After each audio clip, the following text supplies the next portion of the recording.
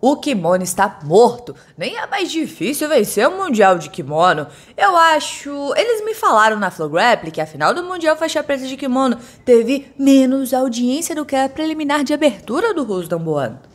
Palavras do Craig Jones. Então fique aqui comigo para você saber mais sobre isso. Sejam bem-vindos ao BJJ Black Sheep Fit, seu programa de treinamento voltado para o jiu-jitsu. Mesmo você não sendo profissional e só quer melhorar na sua capacidade física para o jiu-jitsu, aqui é o lugar. Em fevereiro, o Craig Jones foi no podcast Clube de Podcast e lá ele falou várias coisas, falou sobre até então luta do Preguiça contra o Gordon Ryan, disse que é loucura lutar contra o Gordon sem limite de tempo, que uma dica que ele daria para o Felipe Pena era tentar entrar na mente do Gordon, porque o Gordon é um cara muito nervoso. Na terceira luta entre o Preguiça e o Gordon Ryan, o Nick Ryan disse que o Gordon, se ele perdesse, ele literalmente se matava. Já tem vídeo aqui no canal falando sobre isso. Se você não assistiu, eu vou deixar no final como sugestão pra você. Nesse podcast, ele também falou que o kimono está morto. E eu legendei o pedaço aqui pra vocês. Se liga só. Oh, it's dead, for sure. It's long dead. I think they told me at Flow Grappling, I'm trying to think, like the Black Belt Worlds final in the gi got less viewers than the like opening prelim of a WNO. Well, even the stadium, it was like, fuck, there was no one there. Yeah, no one cares anymore. Yeah, the gi's dead. I mean, just, it's not even as hard to win anymore. You know, like that's the problem is like, maybe even further, at least 5+ years ago, winning it was like, holy shit. But now, no one gives a fuck. You know, like Black Belt, I mean, it's crazy. Black Belt champions still can't sell a seminar. E aí, você concorda ou não que o kimono está morto? Ganhar o Mundial de Faixa Preta hoje é tão empolgante como era 5 anos atrás? Bom, antes de você responder isso, em 23 de fevereiro, o Mika Galvão fez um post com 2 fotos. A primeira da luta entre o Preguiça e o Gordon Ryan, e a segunda foto era desse bate-papo que o Craig Jones fez no Clube Good Podcast, onde ele falou que o kimono estava morto. E então, eu vou ler aqui pra vocês a opinião do Mika Galvão. Gordon versus Preguiça. Na sua 4ª vez, com certeza será um espetáculo com mais uma grande produção feita pela Flow Grappling. Tenho hoje contrato com a Flow e fui convidada a participar desse evento, mas recusei apesar de receber uma boa bolsa para subir e lutar. Depois que recusei, fui convidada a participar do evento de abril e mais uma vez recusei novamente. O motivo é simples, eu quero lutar de kimono nas regras do Russo Damboan contra um top da minha categoria, mas a produção acha que lutas de kimono não vendem. Recentemente, Gordon postou em suas redes sociais sobre o seu contrato milionário para fazer lutas de grappling, e eu vi várias pessoas dizendo que ele está alavancando o esporte. Primeiro, quero parabenizá-lo pelo excelente trabalho que vem fazendo à frente do grappling. Realmente está dando outra cara e puxando todos para cima. Mas só quero alertar que o jiu-jitsu tradicional, com o kimono, tem outra realidade. As bolsas pagas para os maiores campeões não chegam a ser 10% do valor que o Gordon anunciou para uma luta de grappling. Eu não tô falando dos atletas que ainda estão correndo atrás. Estou falando de atletas consagrados, ídolos de kimono, que ganham valores muito menores que os atletas de grappling. Então, se o grappling faz dinheiro e o kimono fica longe disso, eu não acho que o esporte jiu-jitsu está crescendo. Em maio vai ter outra edição do Russo Damboan e o card ainda não está definido. Já disse que quero lutar, mas quero lutar de kimono. Como atleta de maior alcance da nova geração, me sinto na responsabilidade de não deixar a tradição morrer, nem tampouco ser desvalorizada e tratada como uma segunda divisão. Poderia ir lá e facilmente ganhar meu dinheiro também, mas me coloquei nessa responsabilidade. Não acho que o problema está no kimono, o problema está nas regras que às vezes deixam lutas chatas demais de assistir. Preguiça e Gordon com certeza vai ser irado, mas será que não existe luta de kimono que consigam atrair o público desse jeito? Quero sua opinião. Lutas de kimono nas regras do Russo Damboan seriam tão interessantes quanto as lutas de grappling? Qual a sua opinião sobre isso? Deixe nos comentários o que você acha e quais lutas de kimono teriam esse prestígio. E é por isso que tivemos recentemente o Mika competindo no Grand Slam após 9 meses sem competir de kimono. E 4 lutas, 4 finalizações. A primeira luta ele venceu um armlock, a segunda no zíper, a terceira no mata-leão e a final ele venceu em 34 segundos, que deu de single leg, pegou as costas e finalizou no estrangulamento. Imagina se esse garoto estivesse na ativa.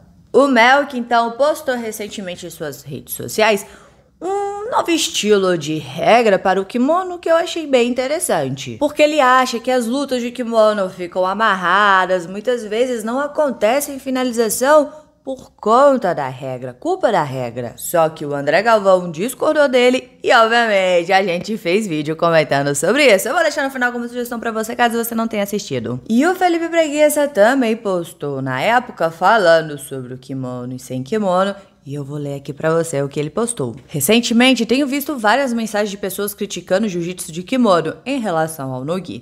Apesar de ser o mesmo esporte, se tornaram modalidades muito diferentes. Acho nada a ver essas críticas pelos motivos que vou falar abaixo. Fiquem à vontade para comentarem, discordar e escrever as opiniões de vocês. As técnicas do jiu-jitsu de kimono e o no-gi são completamente diferentes.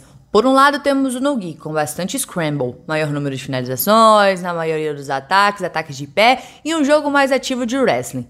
Já no jiu-jitsu de kimono, temos um jogo mais justo, mais isométrico, estrangulamento de gola, com passagem de guarda justa e um jogo mais cadenciado e técnico. O kimono tem sua beleza e tradição.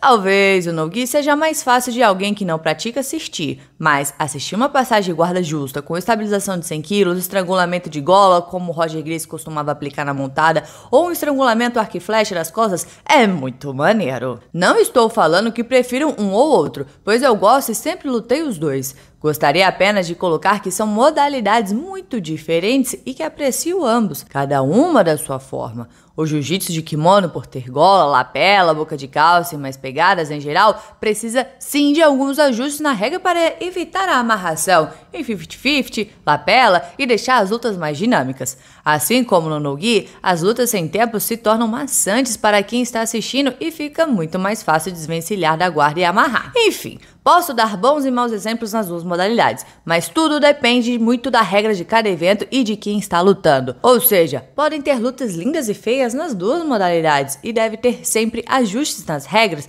para estimular o ataque, a finalização, o confronto para deixar a luta o mais dinâmica possível. A maioria que criticam de kimono são atletas que tentaram competir durante anos, mas nunca conseguiram se destacar e optaram focar no no-gi. Isso por alguns fatores que alguns não enxergam, como o amplo buraco no jogo de calcanhar dos atletas do jiu-jitsu de kimono pelo fato deles não treinarem isto, já que durante muito tempo não era permitido em qualquer competição. O fato de que o fator físico equilibra o combate do no-gi, uma vez que, como não existem pegadas, é mais fácil de se desvencilhar. Uma boa base de wrestling ajuda muito, pois vários eventos de no-gi, como a DCC, chega assim em um momento que, se puxar para a guarda, se toma uma punição, enquanto nos eventos de kimono você pode puxar e optar por trabalhar a guarda. Enfim, acredito que cada um opte em focar no que quiser, ou até focar nos dois, mas ficar criticando um ou outro só prejudica o esporte em geral e não leva em lugar nenhum.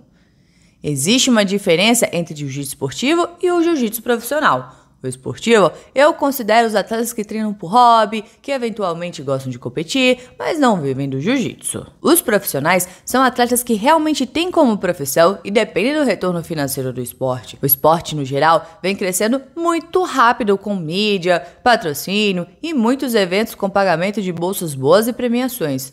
Para os atletas profissionais, faixa preta, o retorno financeiro no no-gi tem sido maior devido à quantidade de eventos nessa modalidade, mas em termos de jiu-jitsu esportivo, enxergo o jiu-jitsu de kimono muito maior e que dificilmente vai mudar, pois na maioria das escolas tem a maioria dos praticantes treinando de kimono, talvez por ser uma adaptação mais fácil e segura. É fácil falar de fora sem saber o que realmente acontece, mas acredito que a IBJJF, se quiser, tem total condições de fazer o jiu-jitsu profissional de kimono crescer como grappling.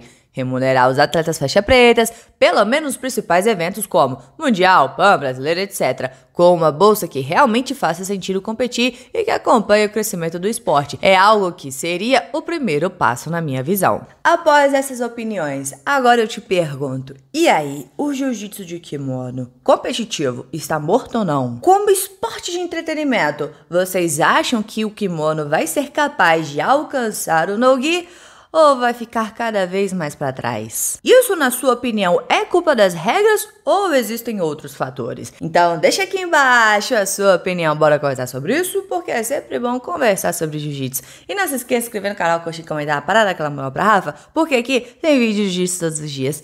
Todos os dias, então valeu galera, ficamos por aqui, tchau, obrigado, tudo de bom.